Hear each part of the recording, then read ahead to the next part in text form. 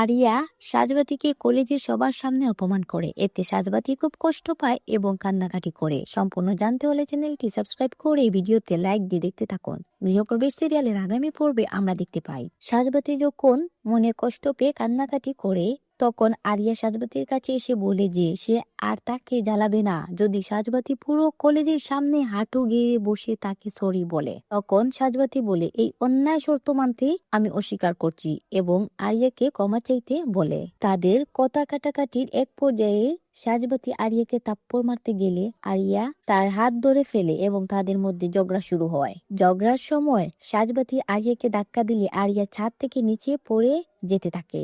ঠিক সেই মুহূর্তে কেশব এবং শুভ এসে আরিয়ার হাত ধরে ফেলে এবং তাকে টেনে উপরে তুলে। এরপরে কেশব আরিয়াকে শেষবারের মতো সতর্ক করে দেয় যে এরপর যদি সে সাজবাতির কোনো ক্ষতি করার চেষ্টা করে তবে ফল ভালো হবে না। পরের দৃশ্যে দেখা যায় কিছু ছেলে আরিয়ার গায়ে হাত তুলতে গেলে আদি এসে আরিয়াকে তাদের হাত থেকে রক্ষা করে। তো কেমন লাগলো আজকে আমাদের এই ভিডিওটি কমেন্ট বক্সে জানিয়ে এখনই সাবস্ক্রাইব করে নাও আমাদের এই চ্যানেলটি। ধন্যবাদ সবাইকে।